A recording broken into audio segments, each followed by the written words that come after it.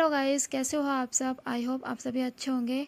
तो स्वागत है आपका मेरे फिर से एक नए व्लॉग में, गायत्री रियांश व्लॉग में। तो सुबह के बज गए हैं 6:30। तो हर हाउसवाइफ सबसे पहले सुबह सुबह चाय बनने के लिए रखती हैं और उसके बाद बाकी सारे काम करती हैं। तो मैंने भी चाय बनने के लिए रख दिया है। उसके बाद से मैं सब्जी में तड़का लगाऊंगी। जैसे कि मैंने पहले ही बताया है कि मैं अपनी सब्जियों को एक रात पहले ही कट करके रख लेती हूँ। तो चलाई की सब्ज़ी भी मैंने पहले ही कट करके रख लिया था, क्योंकि हरे साग में ना बहुत ज़्यादा टाइम लगता है उसको, मतलब साफ़ करने में और उसको कट करके रखने में, उसको अच्छे से धोना पड़ता है। तो ये सब सुबह सुबह में ना हो नहीं पाता है, तो इसलिए मैं उसको मैंने पहले ही रात में अच्छे से साफ़ करके मैंने कट करके रख लिया था। बस अब मैं सुबह सुबह में इसको फटाफट से तड़का लगा दे रही हूँ। इसमें मैं लहसुन और मिर्च का ही तड़का लगाऊंगी बस, बाकी और इसमें थोड़े बहुत हल्के फुल्के मसाले डालूंगी, बाकी और कुछ नहीं। सिंपल सिंपल सब्ज़ी बनती है तो बहुत ज़्यादा टेस्टी लगती है। लहसुन और मिर्च को अच्छे से तड़का लगाने के बाद मैंने इसमें आलू को अच्छे से फ्राई कर लिया है। इसमें अच्छे से आलू को फ्राई करना है, क्योंकि बाद में हरे साग डालने के बाद ना साग में से ना बहुत सारा पानी छूटता है, जिसकी वजह से ना आलू अच्छे से ना पक नहीं पाते हैं। इसलिए पहले ही हमें आलू को फ्राई करना होता है। तो आलू हम मेरी फ्राई हो चुकी है। तो अब मैं इसमें हरा साग भी डाल दे रही हूँ। देखिए अभी कुछ ही देर में ना ये सूख करके बहुत थोड़ी सब्ज़ी रह जाती है। इस तरफ मैं सब्ज़ी बना रही हूँ, दूसरी तरफ मैंने चाय बनने के लिए भी रख दिया है।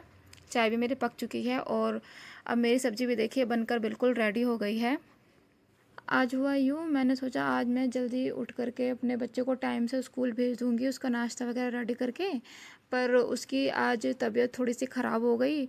ज़्यादा तबीयत नहीं ख़राब हुई, बस हल्का फुल्का गले में दर्द था और थोड़ा बहुत फ़ीवर था। तो मैंने सोचा कि अगर इसको स्कूल भेज दूँगी तो कहीं इसकी वहाँ पर जा कर के तबीयत ना ख़राब हो जाए। तो इसलिए मैंने उसको बोला कोई बात नहीं, छुट्टी कर लो, अगले दिन स्कूल चले जाना। लेकिन जब मैंने इसको नाश्ता करा करके मैंने इसको दवाई खिलाई तो ये बिल्कुल ठीक, और अब ये शैतानी कर रहा है। तो फिर मैं वही पछता रही थी कि मैंने इसको छुट्टी क्यों करवाई। वो देखो आराम से बैठ करके वो खेली खेली कर रहा है और मुझे बार बार आकर के परेशान कर रहा था। बोल रहा था मम्मा मेरे साथ खेलो, अब मैं काम करूँ या उसके साथ खेलूँ।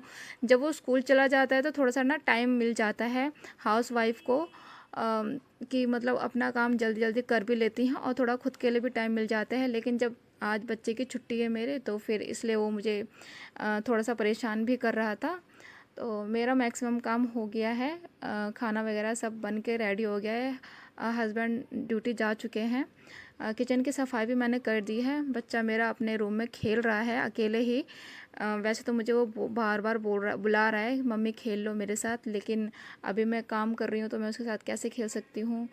इसलिए वो मुझसे बोल भी रहे मम्मी फ़ोन दे दो, लेकिन मैंने बोला नहीं बेटा अभी फ़ोन नहीं दूँगी। तो इसलिए मैं जल्दी जल्दी काम भी कर रही हूँ ताकि मैं उसके साथ थोड़ा सा खेलूँ। लेकिन क्योंकि अगर मैं उसके साथ नहीं खेलूँगी ना तो फिर फ़ोन में ही घुस जाएगा, और पूरा दिन फ़ोन देखना बच्चों के लिए सही नहीं है, उनकी आंखें वीक हो जाती हैं। हाँ थोड़ा वो दे सकते हैं, लेकिन पूरे दिन तो मेरे ख्याल से नहीं देना चाहिए। वो पेरेंट्स के हाथ में होता है कि बच्चों को कितना फ़ोन देना है और कितना नहीं। तो बर्तन मेरे बिल्कुल मैंने धो लिए हैं और अब मैं थोड़ा बहुत सफाई कर रही हूँ, कि मतलब थोड़ा बहुत करके साफ़ कर देती हूँ ना तो जल्दी गंदा नहीं होता है। तो मेरा किचन का काम मेरा कंप्लीट हो गया है और मैंने अपने बेटे को भी नहला दिया है। आज मैंने मशीन भी लगाया है, तो आज थोड़ा एक हाउसवाइफ को ना घर के काम के साथ साथ अपने बच्चे को भी देखना होता है। कुछ लोग बोलते हैं ना कि मतलब घर में काम ही क्या होते हैं, कि मतलब थोड़ी देर काम करके उसके बाद से तो रेस्ट ही करना होता है। तो चलो मान लिया घर के काम एक बार को ख़त्म भी हो जाएंगे, लेकिन जब काम ख़त्म हो जाते हैं तो उसके बाद तो ड्यूटी एक हाउसवाइफ की ख़त्म नहीं होती है। वो तो अपने बच्चे के साथ पूरा टाइम देती है, उसके साथ खेलती है। बेटे को रेडी कर दिया है नहला करके, और अब मैं यहाँ पर कपड़े धोने के लिए आ गई हूँ। काम मेरे सारे हो गए हैं, बस कपड़े धोने का काम रह गया है।